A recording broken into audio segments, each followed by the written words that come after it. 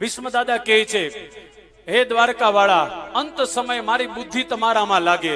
આજ સુધી આ બુદ્ધિને મેં ક્યાંય નથી લગાડી, કેવલ ને કેવલ હે દ્વારકા વાળા તમારામાં જ લગાડી છે. આપણા બધાની બુદ્ધિ તો છે, પણ આપણે બધાની બુદ્ધિ લગાડી દીધી હો.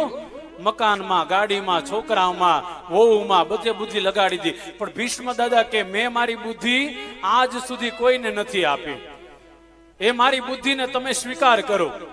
દ્વારકા વાળા કીધું, તમારી બુદ્ધિને પૂછો તો ખરા, હું ગમું છું કે નહીં?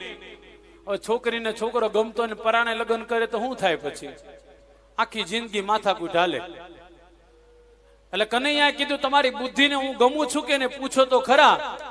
એ સમયે કનૈયાએ, ભીષ્મ દાદાએ કીધું, હા કનૈયા, મારી બુદ્ધિને તમે બહુ ગમો છો. ક્યારે તમારી બુદ્ધિ, મારી બુદ્ધિએ તમારો ક્યારે સ્વીકાર કર્યો? તો કે યુદ્ધ મેદાનની અંદર જ્યારે અર્જુનની સામે હું યુદ્ધ કરવા માટે આવ્યો. કથા સાંભળજો સાહેબ, મહાભારતની કથા છે આ. અર્જુનની સામે ભીષ્મ દાદા યુદ્ધ કરવા આવ્યા ને, ત્યારે ભીષ્મ દાદાનો ટાર્ગેટ હતો, રાગજીભાઈ સાંભળજો, મહાભારતમાં લખેલું, રોજ 10,000 સૈનિકોને ભીષ્મ દાદા મારતા હતા. હો, રોજ 10,000 સૈનિકોને મારતા હતા. ભીષ્મ દાદા 165 વર્ષના હતા, પણ એની સાહેબ સ્ફૂર્તિ જોવો તમે. મહાભારતમાં લખેલું, છેલ્લા દિવસે ભીષ્મ દાદાએ 1,00,000 સૈનિકોને મારી નાખ્યા. આ ભીષ્મ દાદા જયારે અર્જુનની સામે રથ લઈને આવ્યા ને, ત્યારે અર્જુનને મારવા માટે એક પછી એક બાણ ચડાવતા હતા ભીષ્મ દાદા. અર્જુનને બચાવવા માટે કનૈયો રથ આમ લઈ જાય ને આમ લઈ જાય, આમ લઈ જાય. કૃષ્ણ ભગવાન પાછળ જોઈને અર્જુનને કે, આ તું યુવાન 30 વર્ષનો અને સામે 165 વર્ષનો દાદો તારી સામે યુદ્ધ કરે છે, જોતો ખરા. અર્જુન કે, પણ મારે મારા દાદાની સામે કેમ શસ્ત્ર ચલાવવું? કૃષ્ણ ઈ સમય કીધું, જો તું તારા દાદાને નહીં મારે ને, તો હું તારા દાદાને મારી નાખીશ. જ્યાં એટલી ચર્ચા કરતા હતા, ભીષ્મ દાદાનું એક તીર એટલું નજીક આવી ગયું. કૃષ્ણે જોયું, આ તીર આવશે તો હમણાં અર્જુનને વાગશે, અર્જુન ખતમ થઈ જાય. બસ ઈ જ સમયે શ્રી કૃષ્ણ ઉભા થઈ ગયા.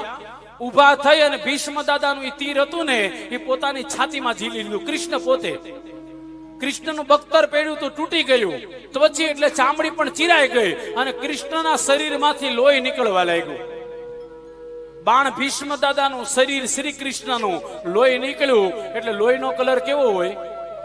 લાલ. ઘોડાના ડાબલામાંથી ધૂળ ઉડતી હતી, અને બીજું કનૈયાને પરસેવો વળતો હતો. ત્રણેય રંગ એક સમાન થઈ ગયા, એટલે શ્રી કૃષ્ણ પાંડુરંગ થઈ ગયા. અને ઈ શ્રી કૃષ્ણે ક્રોધ કરી અને રથમાંથી છલાંગ મારીને ભીષ્મ દાદાને મારવા માટે હાથમાં પૈડું લઈ લીધું.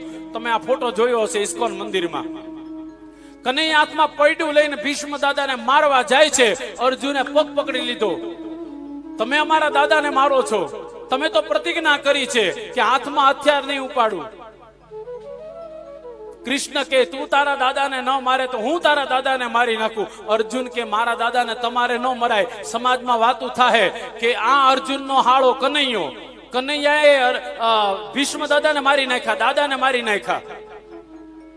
ભગવાન શ્રી કૃષ્ણ હાથમાં પડ્યું એટલા માટે લીધું. સાંભળજો કથા, મહાભારતમાં એવું લખેલું, કનૈયાની એક બાજુ પ્રતિજ્ઞા હતી અને એક બાજુ ભીષ્મ દાદાની પ્રતિજ્ઞા હતી. કનૈયાની કઈ પ્રતિજ્ઞા હતી ભાઈ? કનૈયાએ પ્રતિજ્ઞા કરી હતી મહાભારતના યુદ્ધમાં કે હાથમાં હથિયાર લઈશ નહીં. આ કનૈયાની પ્રતિજ્ઞા હતી, દ્વારકા વાળાની, હાથમાં હથિયાર નહીં લઉં.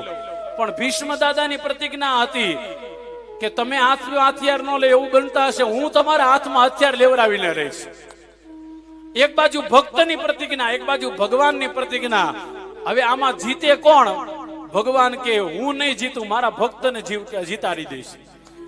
એટલે ભગવાને હાથમાં પૈડું લીધું, અને જ્યાં પૈડું હાથમાં લીધું ને ભગવાને, તો ભીષ્મ દાદાએ પોતાના જે શસ્ત્ર હતા નીચે મૂકી દીધા.